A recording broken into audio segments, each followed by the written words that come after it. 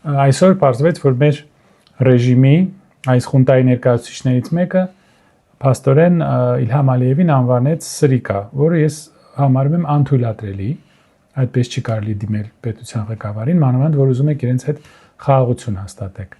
Շարունակում ենք, ուրեմն երկրորդ մասը։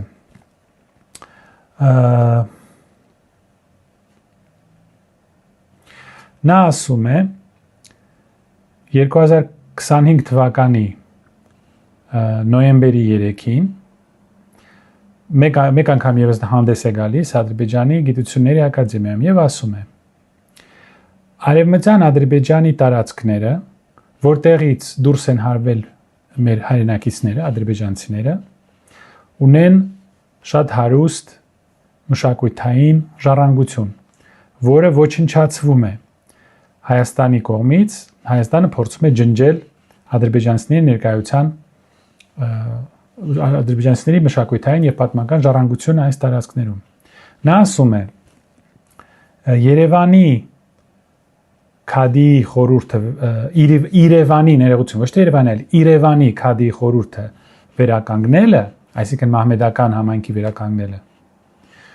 որը կատարվել էր մուսուլմանական ժողովի ընթացքում, Կովկասի մուսուլմանական ժողովրդի Քադի ժողովի ընթացքում կարևոր քայլ էր պատմական արդարությունը վերականգնելու համար եւ ճշմարտությունը միջազգային հանրությանը հայտնելու համար։ Նա սա ասել է, երբ մասնակցել է միջազգային կոնֆերանսի, որը կոչվում էր Իսլամոֆոբիա մեր ֆոկուսում, իսլամոֆոբիային նվիրված միջազգային կոնֆերանս։ Հետո 25 թվականի մայիսի 21-ին Ալիևը դիմում է միջազգային կոնֆերանս կազմում եւ նա դիմում է այդ կոնֆերանսի մասնակիցներին, կոնֆերանսի անվանումը վերադարձ արևմտյան Ադրբեջան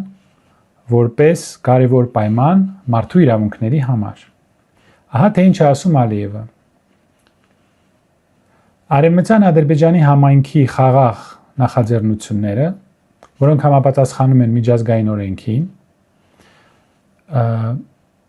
ողջունելի են եւ նրանց աջակցում է միջազգային հանրությունը։ Ապահովել ապահով արժանապատիվ եւ խաղաղ վերադարձը արևմտյան ադրբեջանցիների համար իրենց նախնիների հողերը Հայաստան կարևոր պայման է խաղաղության, մարդու իրավունքների եւ համերաշխության հաստատման համար։